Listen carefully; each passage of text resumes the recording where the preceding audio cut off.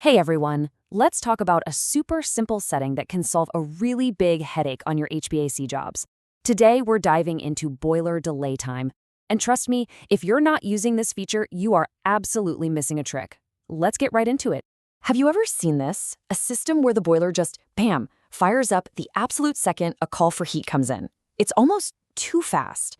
Well, that tiny little timing issue is exactly what we're going to fix today. Okay, so what's actually happening here? Let's paint a picture. Imagine a wet underfloor heating zone calls for heat. The thermostat kicks in and this whole chain reaction starts. The problem is the timing can be just a little bit off, and that creates inefficiency right from the start. So here's the typical sequence of events, right?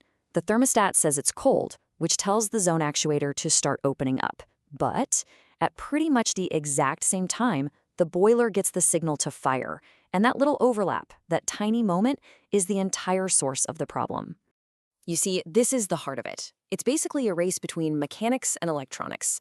The boiler gets its electrical signal instantly, but the actuator, being a physical valve, takes a few moments to actually open.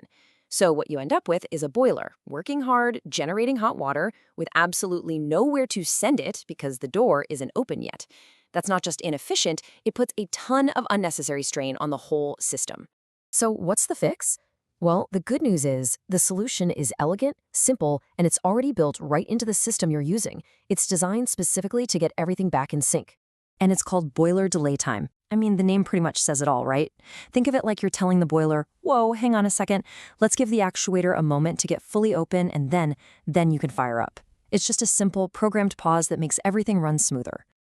And this right here really gets to the core of why this feature exists. As professionals, we want to, quote, make sure that the actuator is fully open before the boiler starts working. This isn't some fancy gimmick, it's a fundamental engineering control that prevents wear and tear and guarantees heat is delivered only when the system is 100% ready for it. All right, enough theory, let's get practical. How do you actually set this timer? The good news is it is incredibly straightforward. You won't believe how easy this is. It's literally just 3 steps inside the configuration tool. First, pick the zone you're working on, wet underfloor, radiator, whichever. Then, just find the boiler delay time setting and pop in the number of seconds you want the boiler to wait. That's it. And you've got a lot of flexibility here. You can set this delay all the way up to 240 seconds. That's 4 full minutes. That gives you more than enough of a window to accommodate even the slowest opening actuators you might run into out in the field. So, the big question is, what numbers should you pick?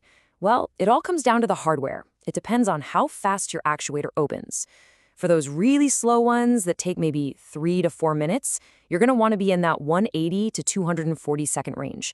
For a more standard 2-minute actuator, somewhere between 90 and 120 seconds is a pretty safe bet. It's all about just matching the delay to your specific gear. Okay, so you've gone in, you've configured the perfect delay time, you're all set, right? No. There is one final, absolutely essential step that so many people miss, and it's why the setting sometimes doesn't seem to work. Listen up, because this is critical. You have to reboot the device. Just saving the configuration isn't enough. Your new setting will do absolutely nothing until you power cycle the controller so it can load the new instructions. And the reason for this is pretty simple. The controller is always running based on the settings it has loaded into its active memory.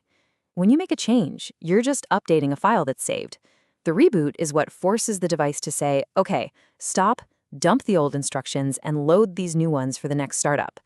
If you don't do it, you're just running on the old settings. Okay, let's boil this all down. 3 things you need to remember. 1. Use boiler delay to get your boiler and actuators on the same page. 2.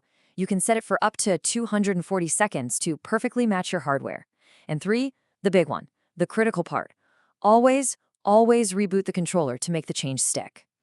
So there you have it. It's a small detail, but mastering these small details is what separates a good install from a truly great one. It really makes you think, doesn't it? Once you have this level of control over the system's timing, what other parts of the installation could you optimize for that peak performance? That's the challenge. Thanks for tuning in.